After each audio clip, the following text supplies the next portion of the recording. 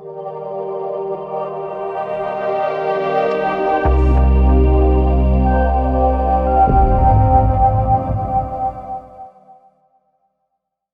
everyone, welcome to ACT2PHILLY on DMTV. I'm your host, Devon King, and welcome back. Today I have an incredible show. I have the lovely queen, author, writer, actress, Jacinth Headlam. It's nice for you to have you on the show today. Thank you for having me. It's an honor, honestly. It's an honor to have you. So I want to get a little bit into your childhood so everyone will know, what you're about, where you're from, and things like that. And then we're going to continue to go on into the present day, and we're going to talk a little bit about your future. Okay. But I want the audience to know, where are you from? I'm from Jamaica, Richmond, St. Mary to be exact. Born and raised, and I came here about in my early teens.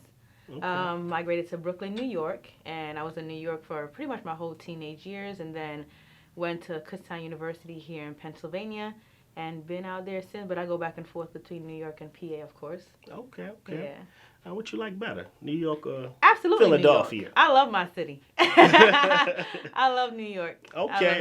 Nothing against Philly, but I love New York. Is it like second home, Philly? Yeah. Okay. All right. Well, you can't argue with that. All right. City of brotherly love. But okay. So tell me something about your childhood. What was it like growing up? As little Jaja, what was it like growing up in Jamaica? Definitely churchy. Churchy, okay.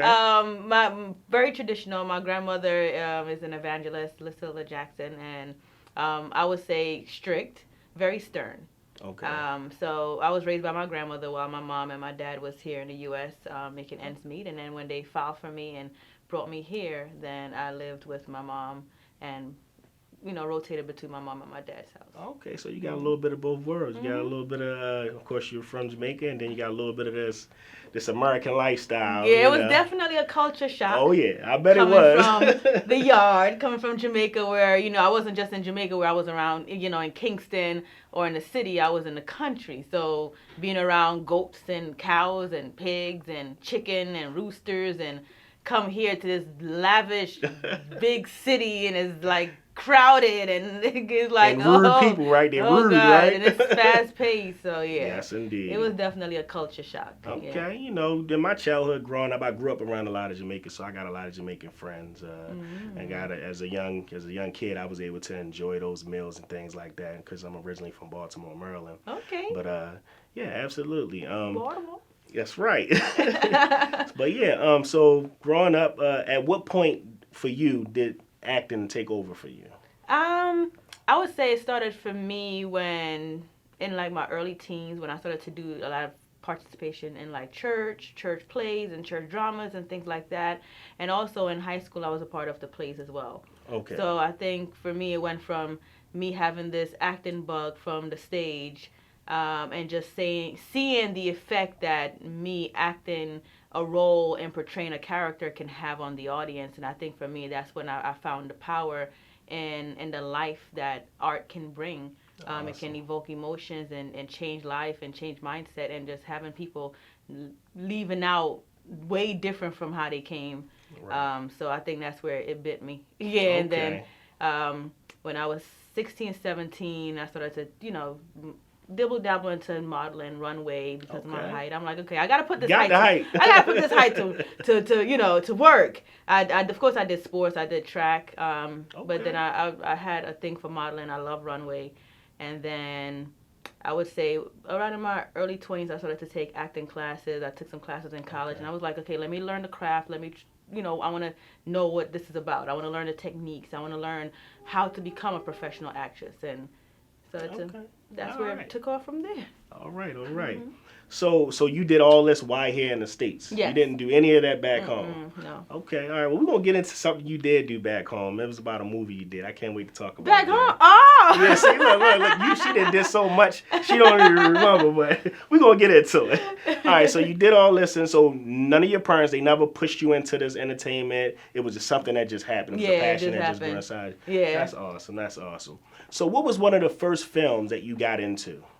Man, I would say Diary of a Bad Man was the first, like leading role and first feature film that I did. Okay. Yeah, Diary of a Bad Man, where I played Simone William in Undercover, cop who brought down a Jamaican drug lord who was my love interest. That was his diary.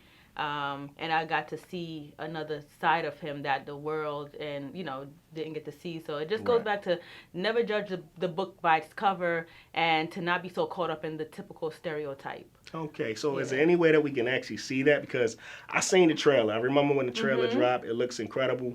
But is there any way that we can actually go see that? Absolutely. On Amazon Prime, you can go see Diary of a Bad Man now. If you have an Amazon Prime account, it's free. All right, okay. So now, I know that you said that's your first leading role, but you're not unfamiliar to me. I mean, when I first got introduced to you, it was actually in a film actually done by our very own producers, DUCOR Media, Prince Y.E. It was called Muda, When Time Is All That Matter. Yes. And that was the first time that I actually got to see you. You really you poured this energy and this emotion that you brought out across screen. It was incredible. Thank you. And I mean, it was just so real. And what were you able to grab that energy though? Like, cause it was just Muda too real. Was definitely emotionally, like it was heavy. So a lot of the things that my character Cynthia was going through, in terms of like when time is all that matters, like when you're told by a doctor that you have such and such time to live, what do you do with that time that you have left? It's like you're thinking about your loved ones, you're thinking about goals and things that you haven't accomplished yet, things that you want to change. It can be overwhelming. So that role, I really had to go to some deepest, darkest place to really grasp that energy and a lot of imagination, just putting myself in her shoes like, man, if I had to leave this earth any minute now, with being a mom, with being a sister, with being a daughter, with me having goals that I have yet to accomplish, what would I do with myself? So I just went to that place like, wow, I'm leaving behind a lot. That's incredible. That's incredible because it definitely came across screen. Cherish your time, people. Cherish your time. Don't wait until it's something tragic or something, happen, some kind of tragedy or some kind of rude awakening happen for you to cherish the time that you have on this earth with your loved ones and whatever dreams and aspiration you have. Like, just do it. Okay. Now, I agree. So now this movie that you did, where you actually got to go back to your homeland, and who was the producer of that film, and like what was the story really about? Now, what movie you're referring to? Diary of a Bad Man. We filmed that actually here in New York. It was done here? Yeah. But you didn't go to the island with it? Really? We toured in the island with it, yeah. And we shot the soundtrack and music video in Jamaica, but the film was done here. And you know what? That's what probably threw me off because the soundtrack and they showed a little bit of the island. That's what it was. Yeah, we did a lot of promo. We were in the movie theaters, Palace Amusement. We were in the movie theaters in Jamaica and Cayman Island, and we toured London with it. We went all over with that movie. Okay, and who was the producer? Shout out to the producer. Yes, Denaron Films, Demaraye Denaron. Thank you for giving me my first opportunity, for believing in me. I met him through my dad. I just woke up one day, was like, my daddy, I want to do, I want to start doing some Nollywood, because I'm obsessed with Nollywood films. Okay. And that's something my dad and I watched together. And he was like, I know this African guy, in work from a job. Let me talk to him. And he gave him my number and he called me. He was just like, I got this role I think will be good for you. I have this role that I think would be good for you. Do you know how to speak a patois? And I was just like, yeah. And he started to write it for me. So the role that I have, he wrote it with me in mind. Oh, wow. Yeah, okay. So speak a little patois to the audience. What do you mean? When I talk patois, just know. I still have it a little bit. It ain't going away. She still got it a lot. I still have it. Especially if I'm around my family and stuff, it come out naturally. So, Okay. Yeah. So, yeah. You don't know. DUCOR Media, Prince Y.E. That's right. All right, so we actually going to take a break. We're going to get a little bit more into some of the things that you're doing.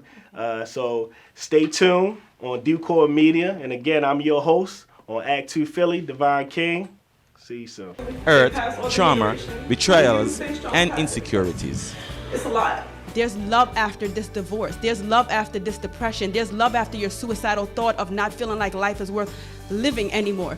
There's love after that. And the minute you get on your feet, somebody else needs to hear this testimony that there's love event featured a short documentary about Jacinth's life, a motivational presentation, and Valentine-themed reception which included refreshments, free gift bag with Love After book, and more. Hey everyone, welcome back to ACT2PHILLY on DMTV. I'm your host, Divine King, and I'm still kicking it with the Queen, Ja. So before we went to our commercial break, we were definitely talking about a movie that you did. But what was it like working on that production? Diary? Yes. Okay. I loved it. You know, it really gave me a true meaning of team, like when a group of people can come together, and teamwork definitely make the dream work, because we were able to do that film with little to no, in terms of budgeting. It's an indie film, so Okay. a lot of it was shot guerrilla style, and we really got creative. I take my hat off to Demariah Deniran, who is an amazing writer.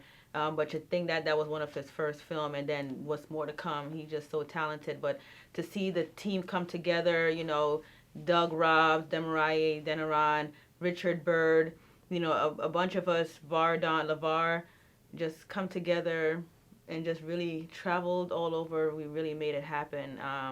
From London to Jamaica, Wow. to we came out in theaters in Cayman as well, to few cities in the U.S. We were on a mission. Killing it. We were on a mission, but it just goes to show how the power of numbers, the power of unity. There's power when you come together. You can really make some stuff happen. That's right. Yeah, That's right. yeah. All right. So besides being a film actress, a theater actress, I've seen you in a few commercials as well. But most importantly, I've actually seen you on QVC. How did you manage that? How did that even come about? I've been at QVC now for about 3 years. 3 years? Yeah. Oh, wow. That's a wow. So QVC has definitely been a dream come true. I was actually trying to get on QVC for a while, and I auditioned and I didn't get it. And then I auditioned again about almost a year later. I would say 9 months later, and they just called me in and trained me 101, and I just got started the same week. I was like, oh, that goes to show timing is everything. Timing is definitely everything, and just went in there and just started doing my thing. So QVC have definitely been a dream come true. It was able to fund my book, my tour, and my film. Okay. So yeah. Awesome. Now, speaking of your book, what's the name of that book? Love After. Subtitle, I'm Still Standing. Okay, now would you like to go into some details about that book? Yeah, Love After is a motivational memoir, and after each chapter, most of the chapters, there's a journal. It's very interactive, but I would say it's more love help, self-help, absolutely. What do you do when life just knocks you on your face, when you have setbacks, when you have traumas? What is that transformation? How do you take that? How do you claim your power back? How do you find your identity? How do you pick yourself up and dust yourself off and keep pushing? That's why I said love after, I'm still standing.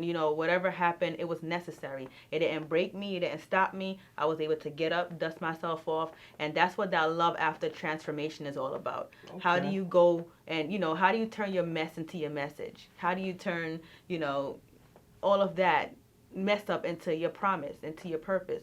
Okay, so I think, when you change your memoir. mindset, when you change your mindset, that certain things that happened to you, it was bad, it was hurtful, it was traumatic, but it had to happen. It was necessary. You're writing your story. Now, would you want to go into details on what really inspired that?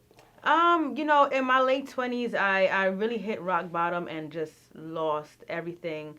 Went through a bad divorce, and especially when you're going through a divorce with 2 young kids involved, for me, that was what spiked everything.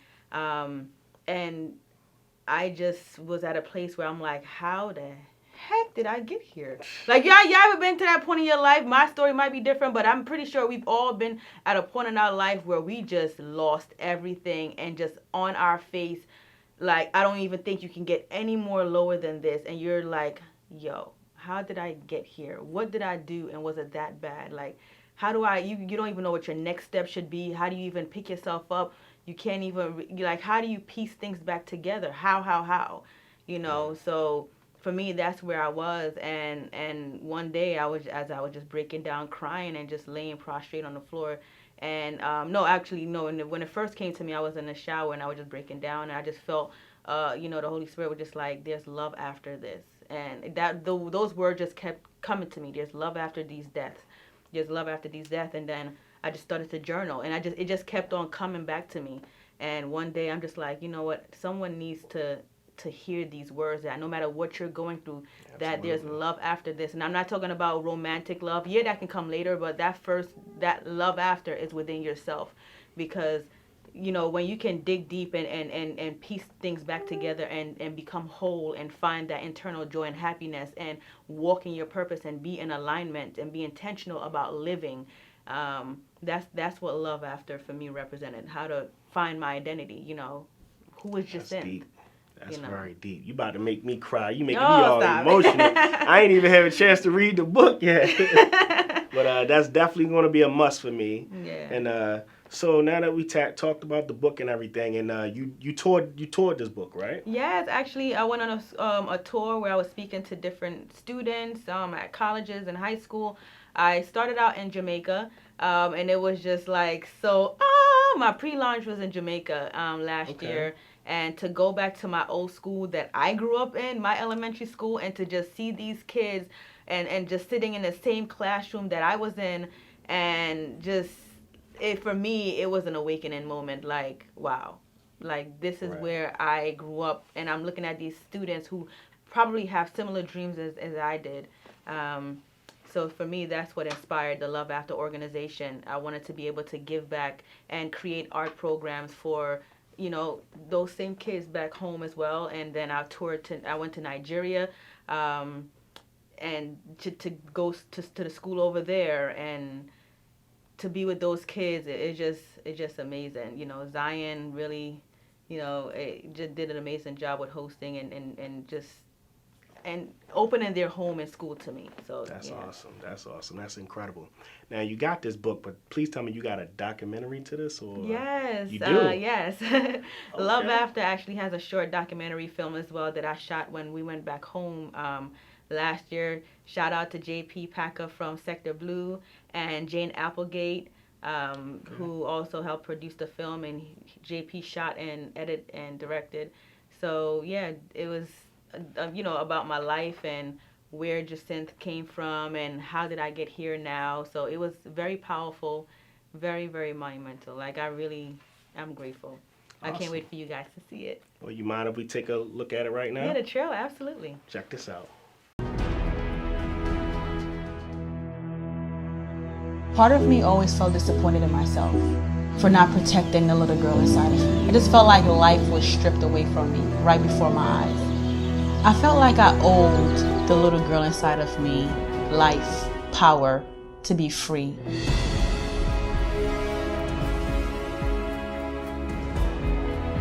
Forgiveness is not about the offenders. The forgiveness is about you taking your power back. None other than Jacinth Headlam. Live in the building right now. Come on, Jacinth. Hey. Live, we are joined by actress and author Jacinth Headlam.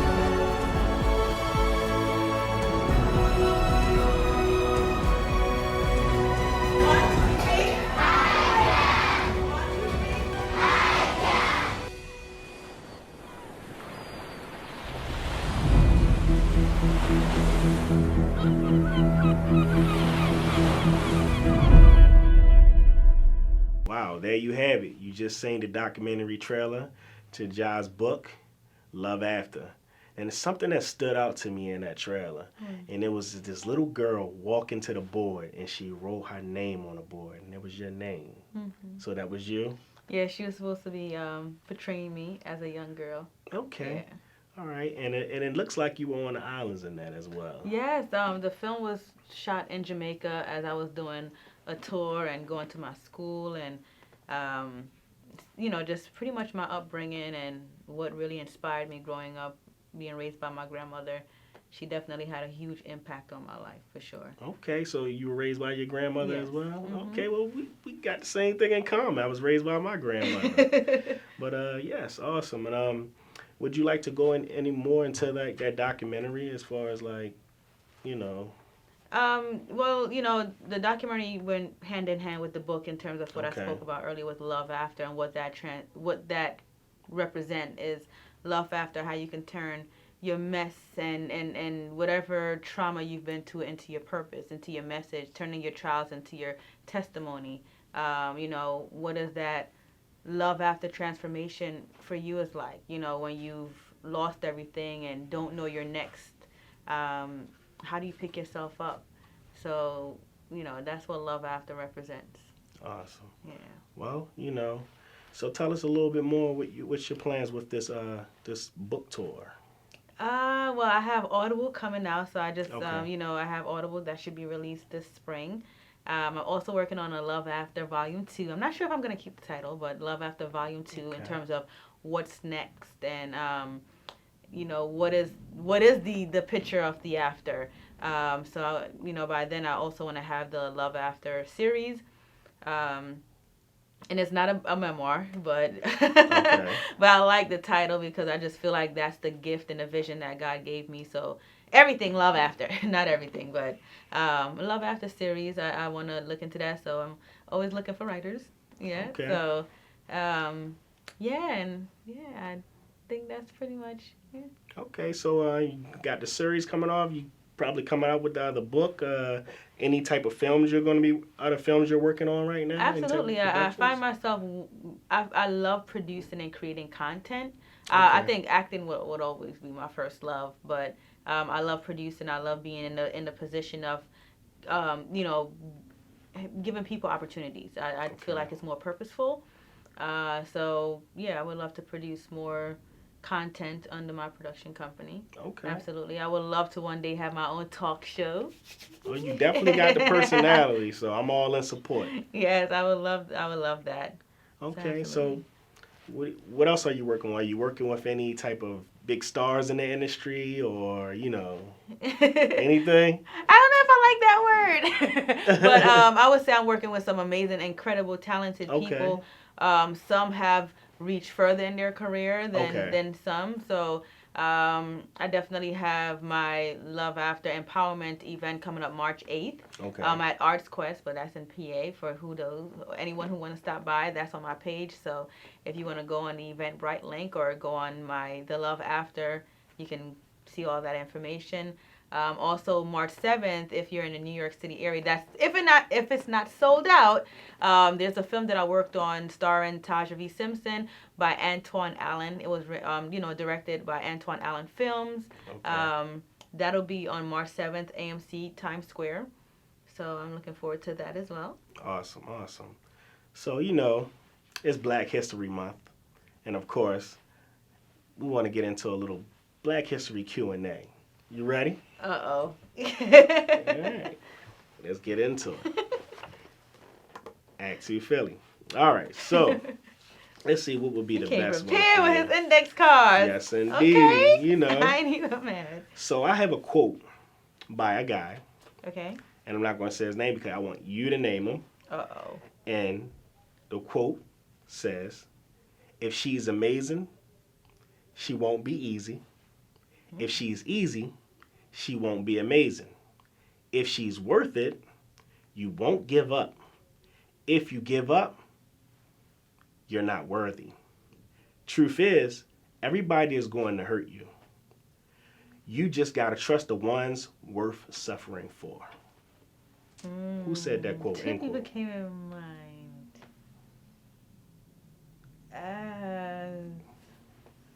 I know she's going to get it because she's smart. Don't say that. I need a hint. All right, well, let's see. A great hint would be, all right, put it like this. He's from the islands. Bob Marley. Bing, bing, bing. I'm like, it's between two people. I'm like, okay, I don't want to be wrong. But She knew who it was. See, she acting again. That's that Dando and the Stress, that innocent woman type. She knew it. It was right there. I'm like, oh, man. All right. Second question. Mm-hmm. Who wrote the best-selling memoir, I Know Why the Caged Bird Sings? Was it Coretta Scott King, Fannie Lou Hamer, Maya Angelou, or Rosa Parks? My girl, Maya Angelou. Ding, ding, ding. That's a classic. She got it, told you. And if you didn't get it, I would have been mad because you're a writer and author, so you should know. All right, so last question.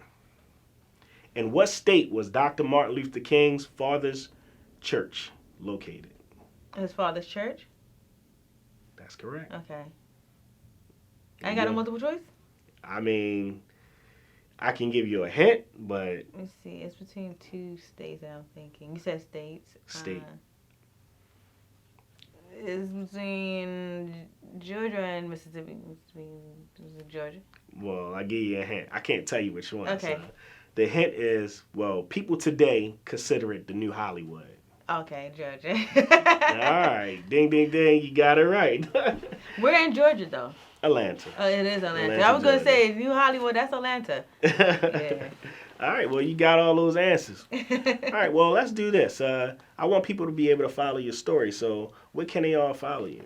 Well, if you go on all social media platform at The Love After, or my personal at I am Jacinth, I am JACINTH, or one stop shop to have everything is theloveafter.com.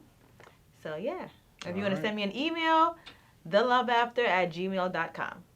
Awesome. All right, well, there you have it. That's And all. Prince and I, we're looking for, I don't know if you're going to be in it, but we're going to be shooting a film soon, Prince. Hey, look, sign me up. Another, A Cup Full of Crazy by Jillian Bullock. So Okay. that's another feature film where I'll be playing a MMA artist. So, if you see my MMA? guns, Hold up, you do mixed martial arts? I'm learning. Oh, But my no, goodness. that's one of my favorite sports to watch. Really? Yes. Okay. I love watching UFCs. Let me guess, you a especially- McGregor fan? Yes, I am. Really? Did you see that last fight? I seen that. Under a That's it. minute. Yeah. Crazy. I seen it. Yeah, So you're so- a McGregor fan. Oh, Yes, my I am. goodness. I am. So you gotta love boxing too, though, right? Yes, Oh, I do. okay. All right. Because I like. But I it's like. something about, MMA just dirty and gritty, and it's like so interesting and just like, yeah, hurt them. Like, I don't know, Oh, just okay. it's more rough. I wouldn't take it for someone who wears a dress like that. Would be into something like that. What happened? I guess you can't judge a book by its cover. You cannot. All right. Well, it was a pleasure having you on the show. It was definitely an honor, and Thank you. look forward to having you again. Thank you. Thank you for having me. There you have it.